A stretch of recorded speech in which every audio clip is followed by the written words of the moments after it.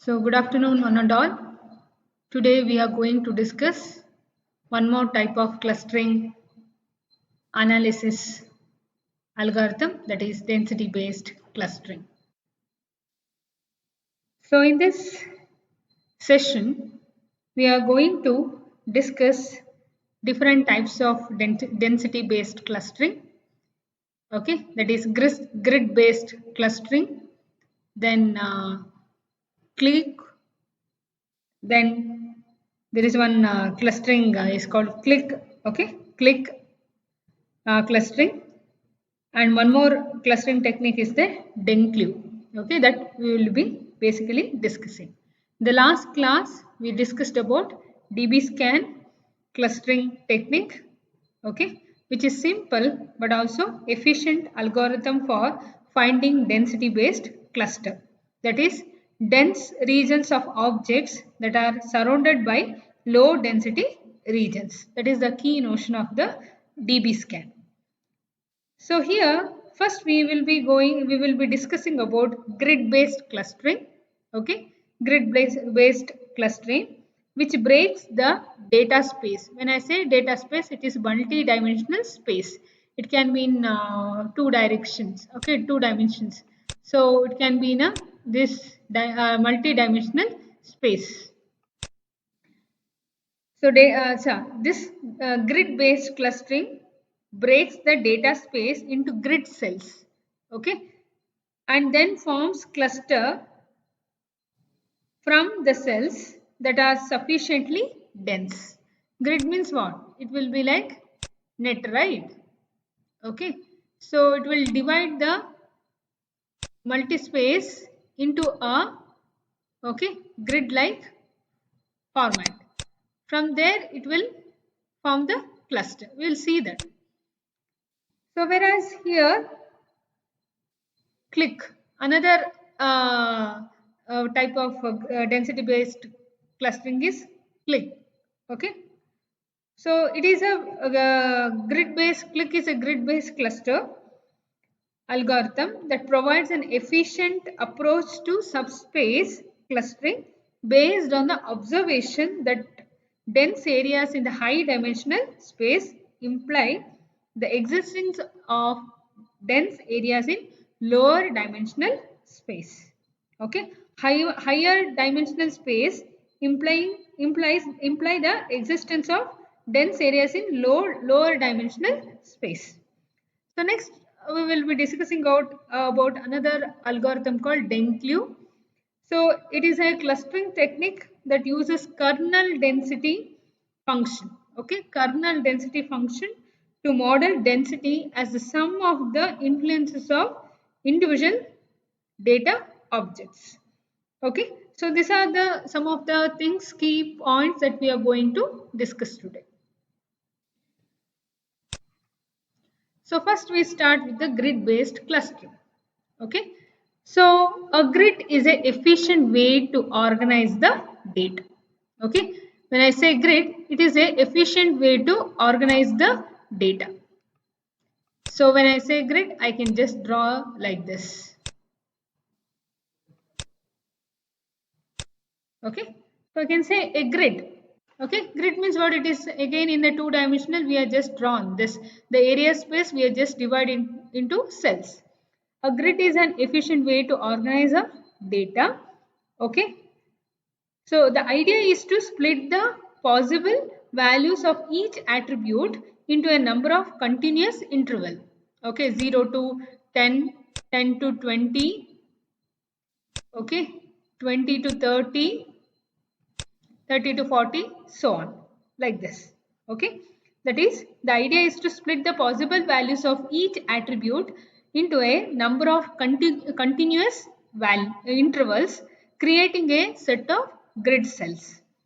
Each object, okay, each object falls into a grid cell.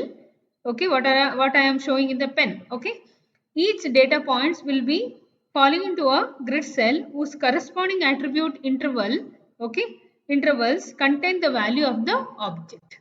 Okay, so if I put here, if the data point is here, the corresponding value will be between the 0 to 10. Okay, if I write this as a 10. Okay, like that. So objects can be assigned to grid cells in one pass, okay, one iteration through the data, and the information about each cell, such as the number of points in the cell, can also be gathered at the same time. Okay, there are number of ways to perform clustering using grid, but most approach are based on density. Okay, that's why we called as grid based clustering is also a density based clustering. So to define what is grid based clustering, the grid based clustering approach uses a multi resolution grid data structure. Okay, it quantifies quantizes the object space into a finite number of cells that form the grid structure. Okay, that form the grid structure. On each, all the operation for clusterings are performed. Okay, so the main advantage of this grid based clustering is its fast processing time. Okay, which is typically independent of the number of get data objects that get depend on only on the number of data. Okay, so these are the brief introduction about the grid based clustering. Next we will see the algorithm. So here, yeah, to explain this, and then I'll move on to the algorithm. So here let us say, as I told, grid. Okay, the space in the k-means clustering and all, we just use like this. Okay, we will just use like this, and data points we used to point here. Yes or no? We used to plot the data points like this. Okay, using the centroid method and all, we just used to cluster the data points. Yes or no? So we used to assign the data point to a particular cluster. So here if you observe, you can see a lighter lines are behind. So what we are doing, we are dividing the space, okay, into a grid. The grid is nothing but it is a collection of columns. So you can see here it is grid, and there is an interval 0 to 1, 1 to 2, 2 to 3, okay, up to 7. Here also 0 to 1, 1 to 2, 2 to 3, like up to 7. And these are the whatever your black spots you are seeing, that are the data points. So the data points belonging to this is one cluster, and this is another cluster. Okay, the data points corresponding data points value is given in terms of a this one cells. Okay, point count for the grid cell. So here, okay, 7 bar 7, 7 bar 7, 49 counts are there. Okay, 7 into 7, 49. Here 7 and here 7. So 49 are there. Okay, 49 are there. So this is the way we define the data points, and we cluster into the clusters. This is grid based density. So we'll see that what actually this. Okay, I'll come back to this example again. We'll see the algorithm and I'll explain that diagram again. So first, grid-based clustering algorithm. So in the algorithm, first what you have to do, we have to define a set of grid cells. Okay, define a set of grid cells. Define a set of grid cells means what? We are doing this cell. Can you observe here? We have a cell. We have divided this space. Okay, we have divided this space into a grid cells. So you can see here we have divided into grid cells. Yes or no? Okay, grid cells. So this is the key step in the process. Defining a set of grid cell is a key step in the process. Okay, for continuous attribute, whatever I was telling, continuous attribute. Okay, one common approach is to split the values into equal width interval 0 to 1, 1 to 2, or 0 to 10, 10 to 20, 20 to 30, like that. So split the value into equal width intervals. Okay, if this approach is applied to each attribute, okay, attribute is nothing but columns. Okay, then the resulting grid cells all have the same volume. So if you just take here the difference between the first cell and the second cell and the third cell, you can see there is a difference of 1. 0 minus 1, it is 1. 1 minus 2, it is again minus 1. 2 minus 3, it is again minus 1. That means if you take the positive, that 1 1 1 1, all are difference 1 1 1 only. Okay, 1 1. So that's what it is saying. The dense here, if this approach we apply, okay, to each attribute, then resulting grid cells all have the same value, and the density of the cell is, okay, conveniently defined as the number of points in the cell. Density of the cell will be defined as the number of points in the cell. So if you just take this cell, okay, so how many cells are in this, how many cells are in points in this cell? Okay, no points, no data points are there. If you take this cells around, okay, if you take the cells here, this part, there are n number of data points. Okay, so grid based means basically what we are doing, we are dividing the two-dimensional space into, okay, cells. Okay, cells, say that is the main agenda here. So this is the space, we have a data points like this. Okay, we have a data points like this. So what we are doing, we are dividing that data space into, okay, a cells which is having a common difference. Okay, like this we are just dividing. Okay, so here 10 to 20, 20 to 30, okay, 20 to 30,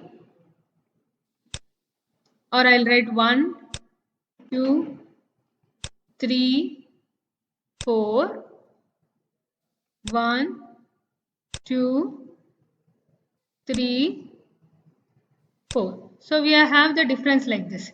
If you take the difference here, okay, we'll get the difference of 1 each from each cell.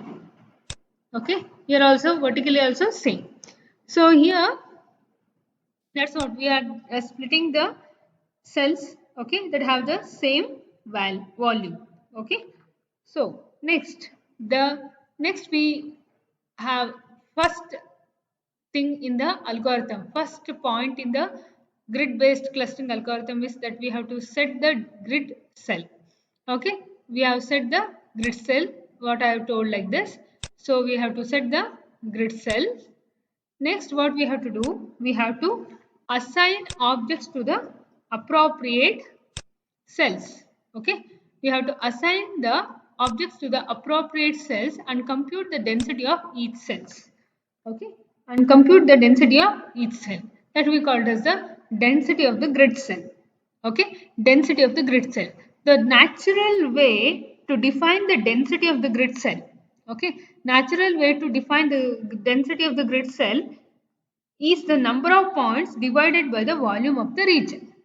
Okay, number of points divided by the volume of the region, that is how we can compute the or define the density of the grid cell.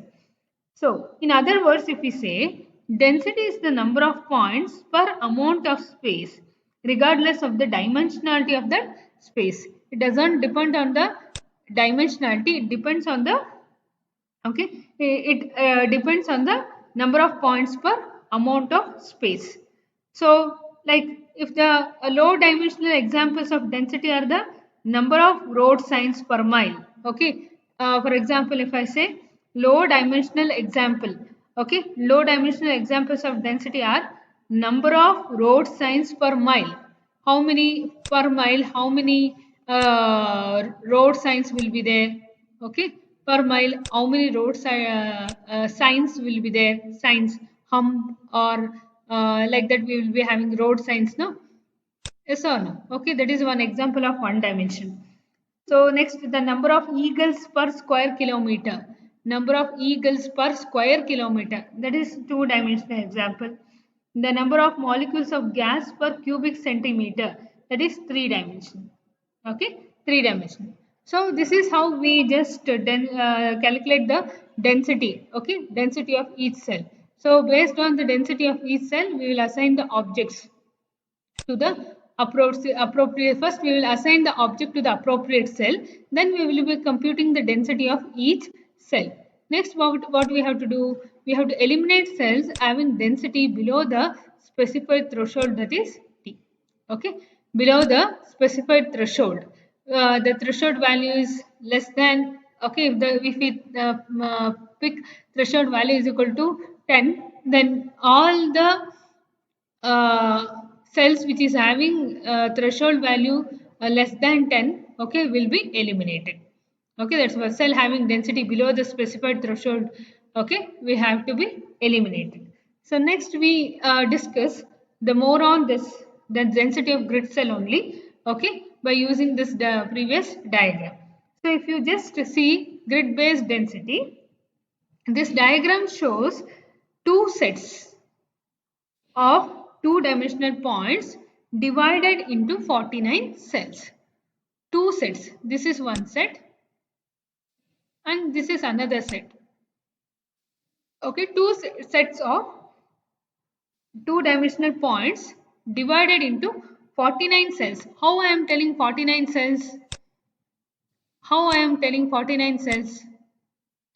Why? Because if you see x-axis, okay, here x is there, it is very small, you can observe, and here y is there, y-axis, x-axis.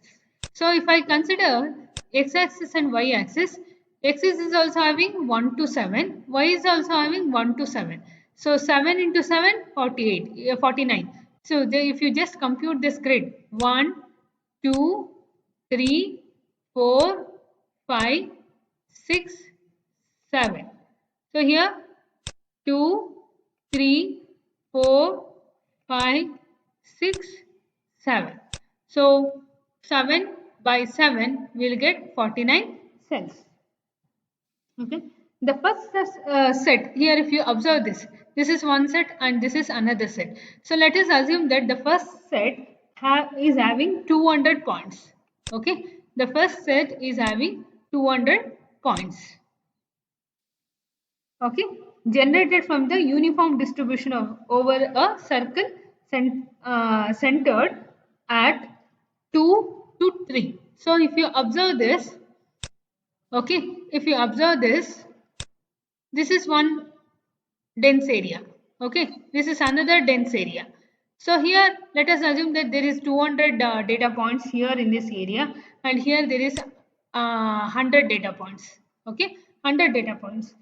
So here the first set contains 200 points generated from the uniform distribution over a circle center, okay, over a circle center at the data point 2 and 3. We are assuming the center is at the point 2 and 3 like this. Okay, so if you observe this, we have the data point center of the cluster is here. Okay, center of the cluster is here 2 and 3. So where it is intersecting, there the center of the cluster. Okay, of radius 2, this we can say the radius is 2 centimeter like that. So while the second set, this is the second set. Okay, this is the second set. So the second set has 100 points. Let us assume it is 100 points generated from a uniform distribution over a circle centered with 1 centimeter. Okay, with the circle centered with 1 centimeter.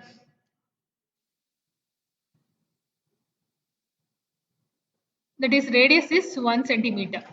So if that is the case, where these data points are, it is in the x is equal to 6 and y is equal to 3.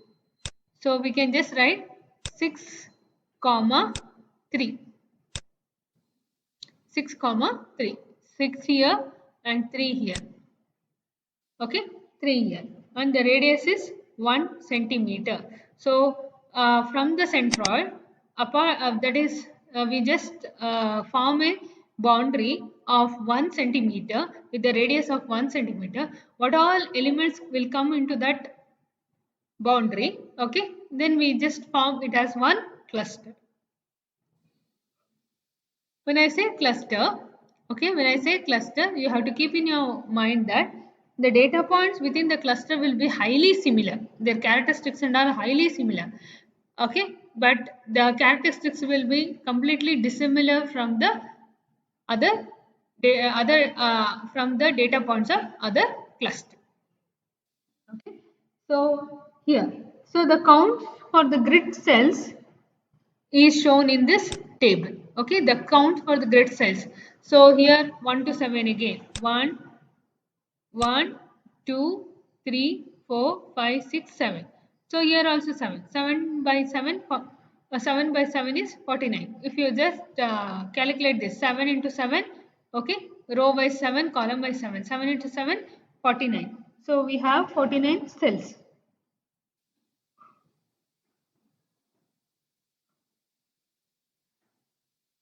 Okay, and since the cells have equal volume, okay, or area, we can consider these values to be desired densities of the cell. We can consider these values to be densities of the cell.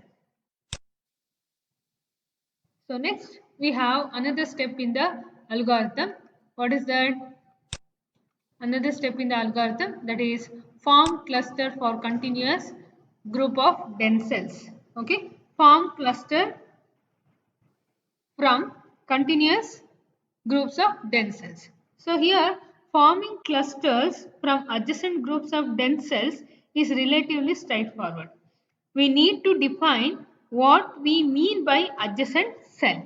Okay, what we mean by adjacent cell. Say for example, an efficient technique to find an adjacent cell.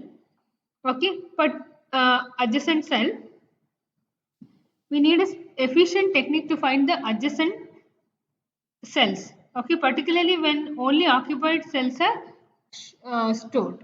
Okay, so here the grid based clustering, what it do, it basically define the set of grids, then assign the appropriate cells and compute, assign the objects to the appropriate cell and compute the density of each cell, then which is having value or the density less than the threshold, eliminate it.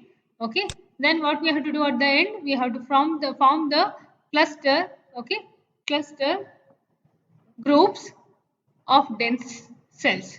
You have to form the cluster groups of dense cells. So let us see some of the strength and weaknesses of the or limitation of grid based clustering. So on the positive side, that means strength. Okay, grid based clustering can be very efficient and effective. Grid based clustering are efficient and effective given a partitioning of each attribute. Okay, if we give the partition of each attribute, a single pass through the data can determine the grid cell. Single pass only can determine the, okay, single pass can determine the grid cell need to be created only for non-empty cells. Okay, so single pass through the data can be determined the grid cell of every object and the count of every grid. Also, even though the number of potential grid cells can be high, grid cells need to be created only for non-empty cells. Thus, the time complexity of defining the grid, assuming each object to the cell and computing the density of the cell is only big of n, where n is the number of data points. If adjacent occupied cells can be efficiently accessed, say for example by using a search trees, okay, then the entire clustering process will be highly efficient. So that's why the time complexity is big of m log m. Okay, so for this reason only, grid based approach to density clustering forms the basis of number of cluster algorithm. Okay, there are many techniques in the uh, graph based sorry, there are many techniques, okay, here which comes under grid based clustering, that is uh, click, then with this sting, there is one technique called sting. Okay, Sting which comes under the grid based technique or grid based clustering. Sting. Okay, this is one of the techniques which is based on grid based clustering. So there are some limitation. Okay, there are some limitation that like most of the density clustering schemes is very depend on the choice of the density threshold called T. Okay, so that means what if it is not meeting the threshold T, okay, then it will be considered as low dense clustering. It will not be that area will not be considered at all. That space will not be considered at all. So that is the one disadvantage. Okay, that's why because it is purely depending on the choice of the density threshold T. If T is too high, then cluster will be lost. If T is too low, two clusters that should be separated may be joined. So too high means too high, then cluster will be lost. Too low means the cluster need to be joined. Okay, this is about the grid based clustering. Okay, grid based clustering only you have to remember here. See here, you remember this diagram. Okay, in simple words, I'll tell you. So, grid based clustering means what? We are defining the first step. What we will do? First, we'll define the set of grid cells. Yes or no? How many grid cells are here? 7 by 7. That is 7 by 7. Totally, we have 49 grid cells. Then, what we'll do? We assign the data objects to the appropriate cells and compute the density of each cell. Okay, we'll assign the data objects to appropriate cell and compute the density of each cell. Okay, then what we'll do, we will eliminate the cells having a density below the specified threshold. Okay, we eliminate the cells which is having, okay, we eliminate the cells having the density below the threshold value, that is we defined as T here. So form clusters from continuous, okay, groups of denses. We have to form the clusters from continuous groups of denses.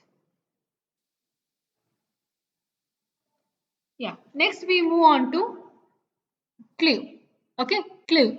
We call this as a clue. What is clue? Clue is nothing but clustering in quest. Okay, clustering in quest. So clustering in quest is a grid based clustering algorithm that methodically finds subspace cluster, okay, which methodically forms the subspace cluster.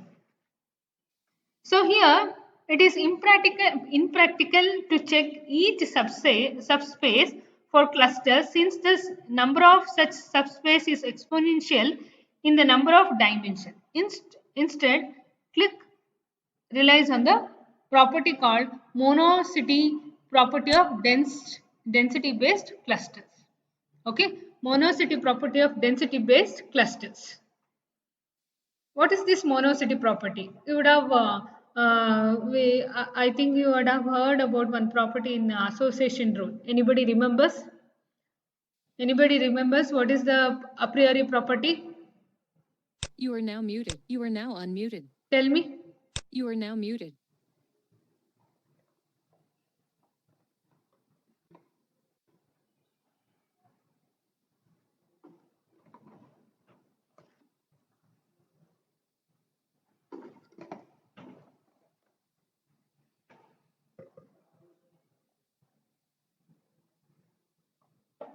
Anybody remember what is the property we learned in a priori property? Sorry, association. What is the a priori property in association rule mining? Anybody remember?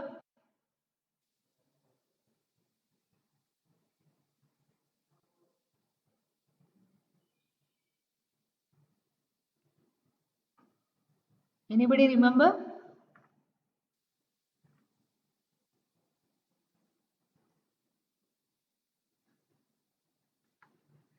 Hello students. Anybody text me? What is that property called as? A priori property.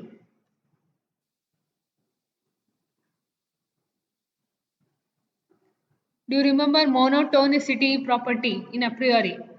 Monotonicity.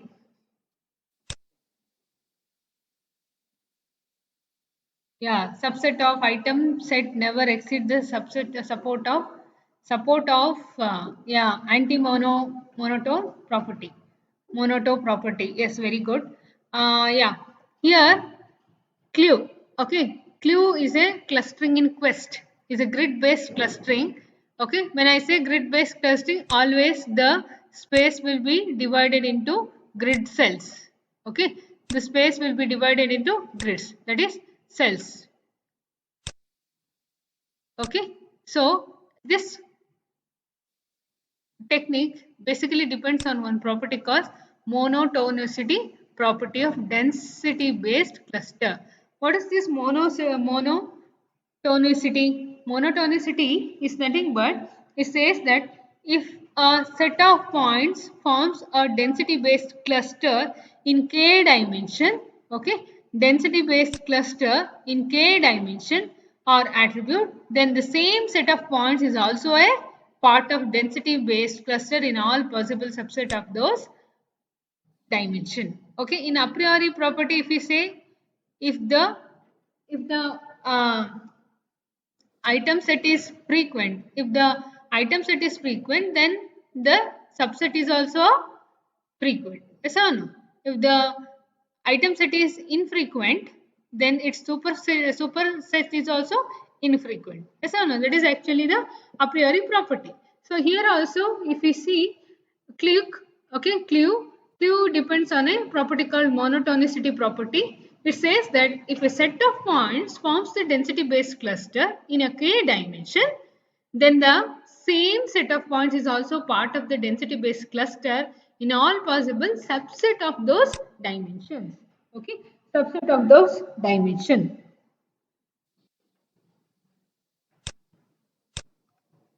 So let us discuss the algorithm of this clue. What we have to do, first we have to find all the dense area. Okay, we have to find all the dense areas in the one dimensional space corresponding to each attribute. Okay, so this is set of dense one dimensional cells. So here next what we have to assign the value of k is equal to 2. Okay, k is equal to 2. We have to assign the value k is equal to 2. So what is k? K is the number of dimension. So we are assigning the dimension as 2, that is x and y. So we have to keep on iterating till we end up with the condition that there is no candidate dense k dimensional cells. So what in the iteration we have to do? We have to generate all candidate dense k dimensional cells from dense k minus 1 dimensional cells. That means whatever from we have to calculate dense k dimension cells from k minus 1 dimensional cells. Okay, that means different levels. So what we have to do, we have to eliminate cells that have fewer than the, this is nothing but the threshold, I can say. E points means it is threshold value here. Okay, e points, it will be defined by the symbol like this. In the next slide I'll have that symbol like this symbol. Okay, this symbol, it has to be eliminated. This is nothing but the threshold actually. Okay, threshold. So here we call this as a threshold. So what we have to do, first we have to find all the dense areas in one dimensional space, then we have to generate all candidate dense, okay, k dimensional cells from the k minus 1 dimensional cells. Next what we have to do, we have to eliminate cells that have fewer than threshold points. That means what? The cells which is having less points coming compared to the threshold points, the threshold compared to the threshold, we have to eliminate that. Then k is equal to k plus 1, that is incrementing. Okay, we have to repeat until, okay, we have to repeat until there are no candidate dense k dimensional set. Okay, there are no candidate dense k dimensional cells. Next what we have to do, we have to find cluster by taking the union of all adjacent high quality cells. Finally, we will be summarizing each cluster using a small set of inequality that describe the nature attributes of the cells in the cluster. So what are the strengths of this clue?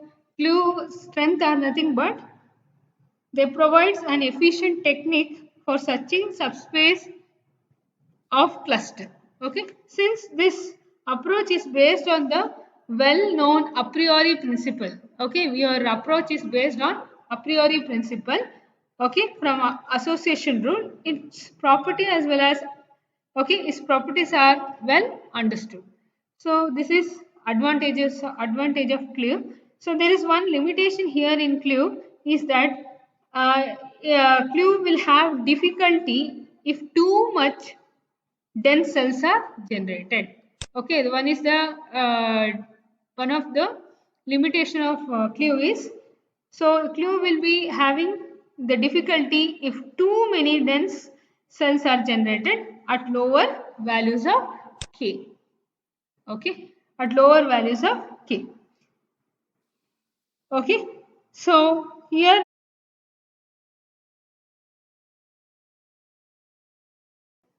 we were discussing about DenClue, right? So what is DenClue? It is basically a kernel based scheme for density based clustering. So DenClue, to define it, it is a density based clustering approach that models the overall density of a set of points as the sum of the influence function associated with each point. Let us consider this graph, okay, this diagram as an example which illustrates the Denclue density concept in one dimension. Okay, this is only one dimension. Here you can see it is having only one dimension, that is density. Okay, density. So here in this diagram you can see there are points A to E. Okay, there are points A to E. That means A, B, C, D, E are the peaks of the density functions and represent local density attractors. Okay, local density attractor. Local density attractor. So the dotted vertical lines, if you can see the dotted vertical lines delineate local region of influence for the local density attractor. Okay, points in this region will become center defined cluster. Okay, the dashed horizontal line whatever you are seeing, okay, shows the density threshold. That's why it is given as threshold like this. Okay, this is the symbol for threshold, this symbol. Okay, threshold. So this is nothing but horizontal line is the threshold. All points associated with the local density attractor that has a density less than this threshold, such as those associated with C. See, you can see C is having less than the horizontal line. Okay, will be discarded. Only which is above the horizontal line will be considered. That points will be considered. Okay, so as long as they are associated with local density attractor whose density is greater than the threshold. Okay, greater than the threshold. Finally, the cluster are connected by a path of points with a density above the threshold value. Okay, that are combined. This that means A, B, D, E. C will be discarded. Okay, because it is below the horizontal line. So A, B, and D, E will be formed as a cluster. Okay, so here in the next slide I'll just show you the algorithm how it works. So as I told, DenClue is based on the kernel based function. The kernel based function is this one, k of y is equal to e to the power of minus a distance x comma y whole square divided by 2 2 into we have rho square, that means what, standard deviation square. This is actually mathematical formula, we say Gaussian function. Okay, Gaussian function, in mathematics we call this as a Gaussian function. This key function we use as a kernel function to define the cluster. Okay, to define the cluster or to form the cluster. So what actually DenQ algorithm says, first we have to derive the density function for the space occupied by the data points. Then we have to identify the local maxima. Okay, local maxima, as I told, it is nothing but the local peaks, the upper peak. You can see that in the previous diagram, that local peaks. Okay, Next, what we have to do, we have to associate each point with the density attractor by moving in the direction of maximum increase in density. Then we have to define the clusters consisting of points associated with the particular density attractor. That means what, we have a horizontal line. Yes or no? Horizontal line. So discard cluster whose density attractor have density less than the user defined threshold. That is, if okay, it is having less than the threshold, then the that you can see now in the previous diagram, which is having less than this horizontal line is a threshold defined by user. So which are the local peaks which is having the which are the peaks which is below the line, horizontal line, will be discarded. Okay, so we then what we have to do, we have to combine that are connected by the path of points. Okay, combine the cluster that are connected by the path of points that all have the density. Okay, density equal to density or higher, more equal or more than the threshold given by the user. Okay, if the value is greater than equal to this, then we will be including into the cluster, otherwise we will be discarding. Okay, so this is all about density based algorithm. Okay. You are now muted. You are now unmuted.